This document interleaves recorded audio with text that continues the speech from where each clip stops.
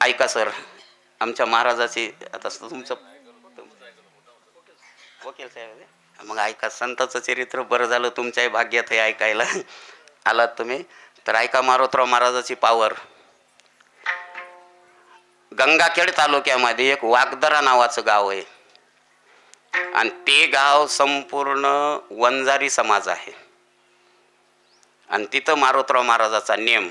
आणि तो एकनाथ सानप नावाचा वंजारी अति श्रीमंत आणि अति दांडगाचे दांडगा शरीरानं त्याला 7 मीटर शर्टाला कापड लागत होतं. एवढा आगडबमचा. आजही तुम्ही जर फोटो पाहिला ना, हे माणूस आहे असं तुम्ही म्हणणारच नाहीत. एवढा माणूस मोठा आणि श्रीमंत आणि असा अगोचर. देणं घेणं सावकार की ते त्या वेळेची सावकारकी म्हणजे पायली वर गहू द्यायचे 10 पायल्या वसूल करायचे. नाही दिलं की खोलीत घालून झोडपायचं. एवढं झालंय असतो याकडे. दीड दुपटीनं असा धंदा करायचा. खूप गोरगरिबाईला त्रास दिला पण त्याचा बी काय योग आला हो. इतका अगोचर होता. काकानं चरित्र त्याच्याच पुण्यतिथीला सांग जाऊ म्हणून मी सांगायलो. आजही त्याचे नातू गरीब नाहीत, मोठालेच आहेत. गंगाखेडमध्ये कोणी बँकेत आहे, कोणी नोकरीला आहे, मोठाले आहेत आणि ते बी शरीराने बी मोठे आहेत, नातू बी आजही. एवढा अगोचर बेंडकोळ्या सगट खाल्लंय त्याने. कोंबडं तर भाजलं नाही सोललं नाही. कांदा खाल्ल्यावर आणि कच्चं कोंबडं खायचं. आणि दारू पेत असताना असं गिलासानं पेली नाही. ते शिंदाडाला गाडगे बांधित होते म्हणे, ते गाडगच काढायचं आणि तोंडाला लावायचं. 24 तास पिऊन चूर राहणारा. पण एक पावर मारोतराव महाराजाची अशी होती की पेनारा असो वाईट असो कोणीही असो, गावात मारोतराव महाराज आल्यावर दर्शन घेतल्याशिवाय माणूस राहिला नाही आणि कीर्तन ऐकलं नाही असं कोणी गावात कोणी राहिलं हो नाही. आता आमचे कीर्तनच आहेत पण आमचं कीर्तन होईपर्यंत लांबून ऐकतात. हे कवा सोडित आहे, कदरत येत आमच्या कीर्तनाला. पण ते असं थोडं लांब बसलं आणि मारोतराव महाराजांना अभंग घेतलेला होता. क्षणोक्षणा हाची करावा विचार अंतरावा या पार भव सिंधू. नाशिवंत देह जाणार सकळन आयुष्य खातो काळ सावधान. अरे हेच माणसांना विचार करावा. हे कितीतरी बहु केला फेरा आणि ते सापडला थारा. कितीतरी आपणाला फेरे फिरून हे मनुष्य जन्म मिळालाय. हेच विचार करावं. हे नासक आहे याला नीट करावं का नासक्याला नासूनच टाकावं. ह्यात तुमच्या गाढ व्हायच्या हो. ते त्याची भाषा म्हणायलो मी तुम्हाला म्हणतो नाही तर हंताल मला धरून सिने. हे मारोतराव महाराजची भाषा सांगायलो. अरे माणसासारखे माणसं असून तुम्ही गाढवा डुकरासारखे वागता, कुत्र्या मांजराचा आहार खाता. काय तुम्हाला माणसं म्हणावं. ह्यात तुमच्या गाढ व्हायच्या हो. असं म्हणल्यावर त्याला राग आला ना त्या एकनाथ सानपला आणि ते असे माणसं तुडीतच आलं. लोक थरथर कापायला लागले की आता हे मारोतराव महाराजाला मारतय. कारण माणूस अगोचर आहे, कोणाचं ऐकत नाही, सांगायची हिंमत नाही. पण खऱ्या भक्ताला काय माय जाणली हो कोणाची मारायला. खरी ज्याची सेवा भय काय त्याच्या जीवा. लोकांच्या मनात भेव वाटू लागलं पण असं पुढे येऊन उभं राहिलं आणि पुढे आल्यावर मारोतराव महाराजाला आवाज आला, महाराज कीर्तन बंद करा. महाराजही भेले नाही. महाराज म्हणले कशामुळं बंद, काय चुकलं मग. तुमचं काहीच चुकलं नाही पण मनुष्य जन्म हा चुकीचा पुतळा आहे. मी चुकलो, मी माणूस नाही. मला आज माणूस बनायचंय. मी खाऊ नाही ते खाल्लंय, पिऊ नाही ते पेलंय. हे खरंच आहे, तुम्ही खोटं बोलत नाहीत, खरंच सांगायला. पण आता मी चुकलो. आता मला कोटाही प्रायश्चित नाही. आता फक्त तुम्ही मला माळ घाला. परमार्थ चित्ती दृढावे. आता तुम्ही मला माळ घाला. आता फुल पेलेलं. ही कीर्तनात चालू कीर्तनातली कथा सांगायलो महाराजाच्या. महाराजांना सांगितलं घालतो तुला माळ तवर बाजूला बस, कीर्तन होऊ दे. कीर्तनच होऊ देत नाही म्हणलं. मला माळ घातल्याशिवाय कीर्तन होऊ देत नाही. मारोतराव महाराज बी लय हुशार होते वकील साहेब. ते वकिली पॉइंट आधीच सांगत होते. बरेच वकील त्याला विचारित होते, आता उद्या अशी केस अवघड आली, आता असं कसं करावं.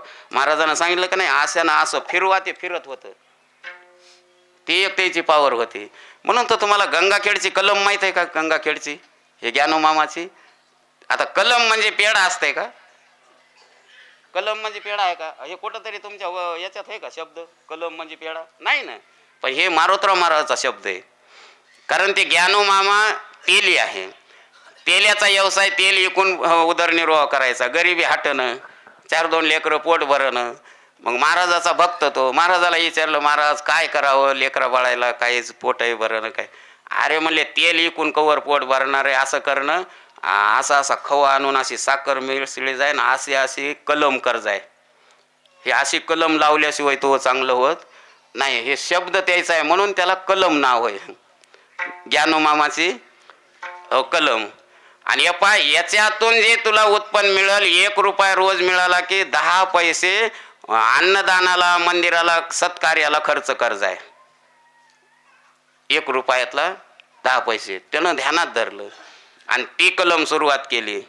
तर आज ती कलम एवढी मोठी झाली की रेल्वेनं, एसटीनं पूर्ण महाराष्ट्रात फिरते. आणि ज्ञानोमामाची कलम म्हणून त्याच्यावर नाव आहे. आज त्यांचे नातू आहेत.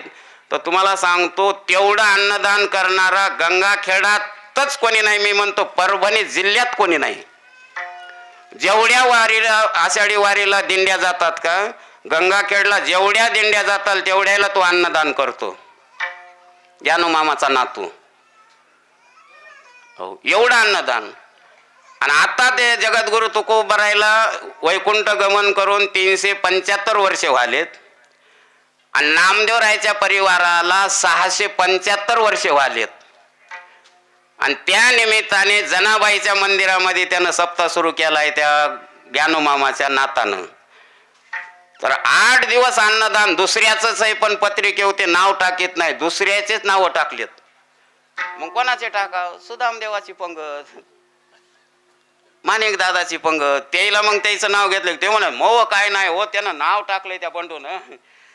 म्हणजे ते आपलं नाव सुद्धा करीत नाही. एवढा परमार्थ त्याच्या उत्पन्न पोटात झाला. कशामुळं?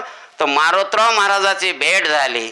आले मुका वाटे अमृत वचने, आले मुका वाटने, आले मुका वाटे अमृत वचने, आले मुका वाटे अमृत वचने. उत्तीर्णता येणे नोहे जन्म, उत्तीर्णता नाही नोही जन्म, उत्तीर्णता नाही नोही जन्म. आले मुका वाटे अमृत वचने, उत्तीर्णता येणे नोहे जन्म. सहज त्यांच्या ऐकता गोष्टी. त्यानं सहज बोललं तरी ते ऐकावं. नाही तर ज्ञानोमामा जर म्हणले असते कलमनं काय होणार आहे ना, आपला धंदा कशाला सोडायचा आहे, तेलच इकितो, काहीच झालं नसतं. आणि कुठं ज्ञानोमामा की कशाची कलम की. हे महात्म्याचा आशीर्वाद, महात्म्याचा शब्द जीवन घडविते. चंद्र सूर्य तोपर्यंत आपल्याला अजर अमर करते. ऐका, मारोतराव महाराजानं मार्ग काढला. म्हणले पाय, तू चांगला नाहीस, अशी तुला माळ घालता येत नाही. तू घरी जाय आणि आंघोळ करून ये आणि मग तुला माळ घालतो. महाराजाला वाटलं घरी जाईल, आंघोळ करील, तवर आपलं कीर्तन होतंय. हे महाराजानं पॉईंट काढला. पण ते बी असं अगोचर होतं. मंदिराच्या पुढीच आड आहे. आताही आड आहे ते मंदिराचं. सऱ्या गावाला पाणी न्यायला एकच आड. त्या आडावरच गेलं, उभ्यानं 7 घागरी, बसलं सुद्धा नाही खाली. 7 घागरी अंगावर घेतल्या, कपडे काढले नाही. आणि 10 मिनिटात आलं लगेच पुढे कीर्तनातच. आलो म्हणलं आंघोळ करून. अरे म्हणले अशी आंघोळ असते का, कपडे वल्ले? आणि तुम्हीच म्हणतात की म्हणला वल्ल्या पडद्यानं देवाला पाणी घालावं. मग वल्ल्या पडद्यानं का माळ घालीत नाहीत? घाला माळ. अहो काय त्याचं भाग्य उदयाला आलं. मारोतराव महाराजानं शब्द दिला होता, स्वतःच्या गळ्यातली माळ त्या वारकऱ्याला घातली. माळ घातल्यावर त्यानं काय विचारलं ऐका जरसं. महाराज माळ घातली पण विचार करून घातली का नाही? आता म्हणजे काय विचार करायचा आहे? माळ तुम्ही घातली पण माळमय टिकली पाहिजे, निघाली नाही पाहिजे, तर तुम्ही महाराज. वकील साहेब, आमच्या हातानं बऱ्याच जणांना घातल्या आणि पुढच्या वर्षी ठेवल्या नाहीत. बऱ्याच जणांना घातल्या आणि 6 महिन्यातच इकडं तिकडं.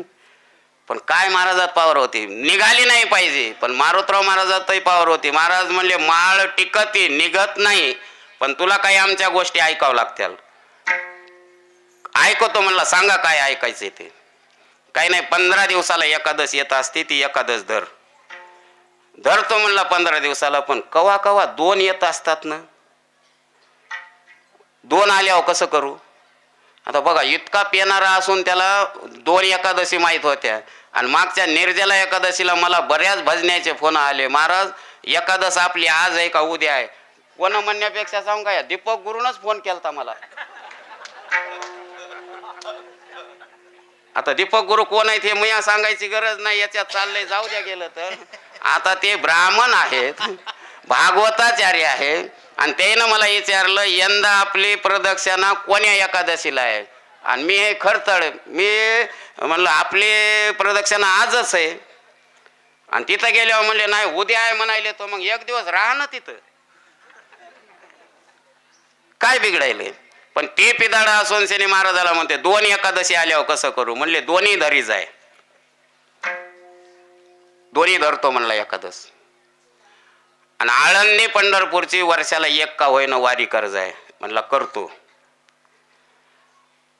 आता एकादश धरतो, वारी करतो.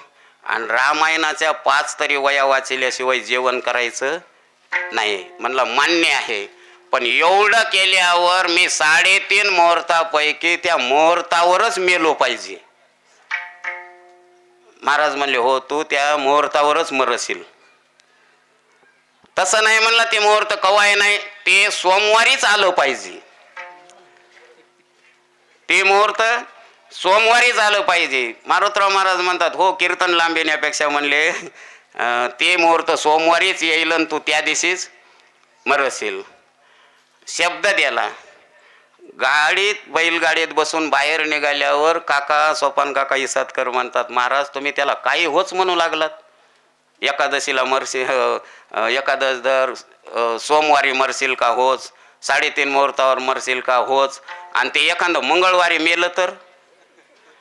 मग महाराज म्हणले सोपान्या तू का येड आहेस की काय, कोण्या दिवशीने मरण म्हणले आपल्याला काय करायचंय. ते का मेल्या उठून याले का मी कसा मेलो म्हणायला. अरे हे असे कुठाने काढूनच द्यावं लागत. तेच असं बोलले. पण म्हणले सोपान्या ऐक पुढची कथा. ही माळ मोतीराम महाराजाची आहे.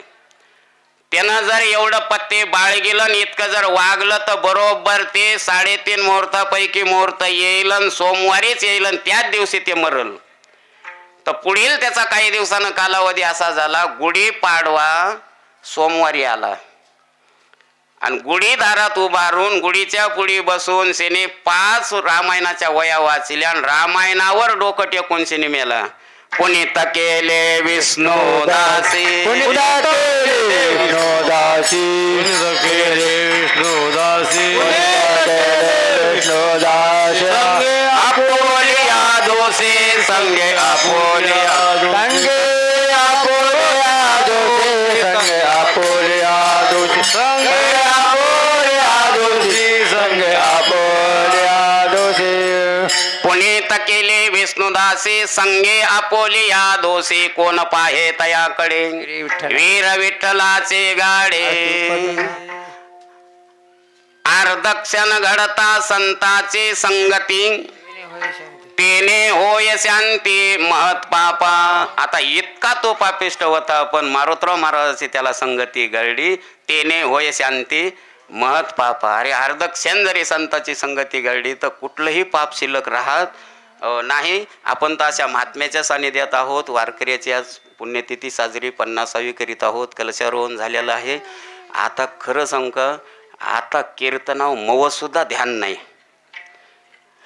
तर तुमचं मला माहीत नाही, पण आता उगं काहीतरी उगे थोडीफार येळ जाणावी चतुरी. आता स्वयंपाक तयार आहे. लोकांचे मनातले मनात तरी टळटळाट घेण्यापेक्षा आणि बोलणे घेऊन आपलं वाटोळं करून घेण्यापेक्षा आता एखाद्या वेळ आलाच योग तर पुन्हा संताचं चरित्र अजून भरपूर सांगन. आता सुज्ञाना जास्ती लिहिणे नको. ज्ञानेश्वर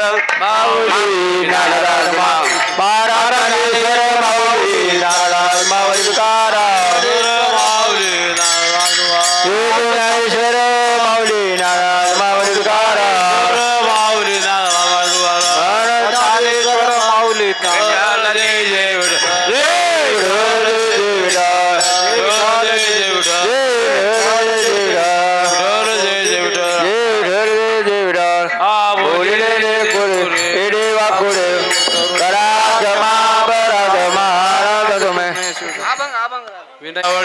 वडिलाचे विरासिका माझ्या वडिलाचे मिरासिका देवा चरण सेवा पांडुरंगा तुझी चरण सेवा पांडुरंगा तुझी चरण सेवा पांडुरंगा पारणे राखेला दारवंटा उपवास पारणे राखला दारवंटा पारणे राखेला दारवंटा उपवास पारणे राखला दारवंटा भोगवटा माला गेला भोगवता आम्हाला गेला भोगवता आम्हाला वंश परंपरा दास मी अंकित ओम परंपरा दास मी अंकित वंश परंपरा दास मी अंकित ओम परंपरा दास मी अंकित मोकरित लाज कोरा तुका मोकळे लाज कोणा तुका मोकळे लाज कोणा वास पारणे राखेला दारवंटा उपवास पारणे राखला दारवंटा वास पारणे राखेला दारवंटा उपवास पारणे राखला दारवंटा भोगवटा माला